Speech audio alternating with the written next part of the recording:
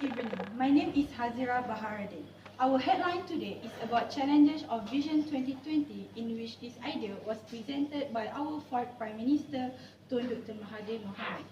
Vision 2020 is basically a future-driven goal for the nation covering all aspects of life in terms of economic prosperity, political stability, well-being of community, top education and developed Malaysian society. To understand more on challenges of Vision 2020, I will pass the floor to my friend to explain more about this topic. Good evening. I am Aliaa Binti Hazizan. I will discuss more about fourth challenge in Vision 2020. The fourth challenge in Vision 2020 is to establish the fully moral and ethical society. First of all, we need to know what is NIP. NIP is stand for National Integrity Plan. NIP is an integrity plan that has evolved from aspirations of our people and our country.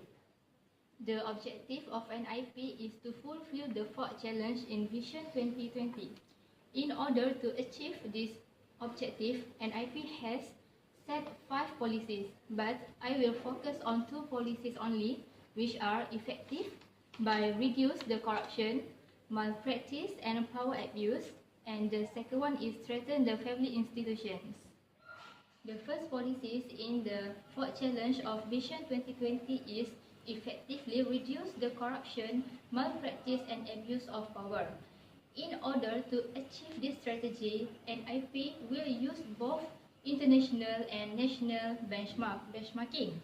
By doing this benchmarking, the benefit that government will contribute to the country is it will help in maintaining the government administration, and it also will increase the level awareness the danger of corruptions and power abuse in community. The second policy in the fourth challenge of Vision 2020 is strengthen the family institution. By strengthen the family institution, it will lead to the reduction in divorce rates, reduction domestic violence, and increase in assistance given to single-parent family. All of these policies are not fully sufficient to measure Malaysia's progress of integrity. However, by constructing a composite of this policy, it will give comprehensive picture covering the various important dimensions of our society and nations. Hazirah Baharadin, 6th challenge, Vision 2020, establishing a scientific and progressive society. This challenge said that we want a society that is innovative and forward-looking, in which one that is not only a consumer of technology, but also a contributor to the scientific and technological civilizations of the future. So, how we want to achieve this? A government and NGO need to collaborate to widening the job opportunities to our graduates with science and technology backgrounds such as engineers, scientists and research. This way, our graduates can contribute their ideas on the development of new technology and also opportunities to make use their knowledge learned in university to the real working environment. However, the number of graduates are increasing day by day and will create a competition among them. The question is, how does the graduate will face this problem? Moving on to our next point is managing and mobilizing talent by higher education and government. This is because we want to produce an innovative, creative and have a high-skilled workforce. So, providing a training will be a good way to improve their skills and talent in science and technology industry. This training needs to be consistent, as to produce and create talented and skilled people are very difficult nowadays. In conclusion, each party, individual government, NGO and many more need to give their full cooperation in order to make Vision 2020 success. I'm Hazirah, Midnight News, TV3. I'm Safiah and I will continue with the 8th challenge. I will talk more on the 8th challenge from the Vision 2020, which is the distribution of the nation wealth in a fair and equitable manner where there is a full partnership for every citizen in economic development. Two policies that I've taken from the 8th challenge is first, increase the productivity and livelihood of the poor by modernizing the area of the countryside. Second, increase productivity and accessibility by enhancing the convenience of all the poor. Organizations such as Rista, Felda, Kemas, Mara and others have taken a lot of action. Such example of action taken is Felda have provided a lot of training on agriculture section and Rista have provided a lot of training in rubber industry. Apart from that, there is benefit that is gained from the activities had been done above, which is first, people from the rural area able to enjoy the new infrastructure such as new road, widened electricity, availability, and increase in rural population income to 80%. Challenge that the government face is that a lot of young people migrate from the rural area into the city, and that causes a labor shortage. And second is economic barrier between rural place and the city. And last is mind of rural community who are hard to accept new things and new technology. In conclusion, government should choose close approach in order to promote the policies to the interested young people. Hello, my name is Zharfan and now I will continue with the qualitative analysis.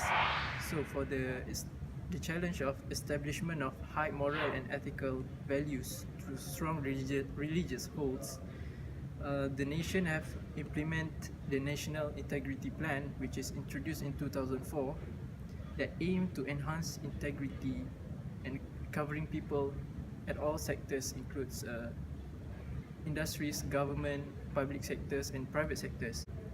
This is done through the international and regional benchmarking and also conducting surveys on ethical and moral values from all sectors around the country. And then other than that, strengthening family institution is the key area in order to establish a high moral and ethical society. So for the next challenge, which is the establishment of progressive and innovative society for technological civilization in future, Malaysia have implemented or launched the Malaysia Productivity Blueprint by former Prime Minister in 2017, where it have pointed the needs for investment in technology and digitalization in future. This is to enhance the technological investment in the nation itself, which it can be done through the collaboration between R&D Department of Industry and academia institutions in order to produce better technology. For the third challenge, which is the partnership in economic progress and distributions of nation wealth, Malaysia have implemented various Malaysia's plan and economic model which help to reduce poverty rate among the society. So this is done through the implementation of few projects at rural area which help to develop the local economy and thus provide job opportunities to the local people in the rural area. Okay, for the quantitative analysis, for the fourth challenge in achieving the Vision 2020, the Nation Integrity Plan have successfully reduced and fight corruption in the nation, where Malaysia is located in the ranking of 47 in the Transparency International data and index, which is the highest compared with the year onwards, where Malaysia suddenly drops to the ranking of 62 in the year of 2017, which indicate there is a lot of major corruption scandals happen. So for the challenge of establishment of progressive and innovative society in future, it is seen that from the data of Department of Statistics Malaysia have increased its annual production index in 3%, which the contribution comes from manufacturing industry and electrical industry. So this is through various transformational programs by the government in order to uplift the local economy.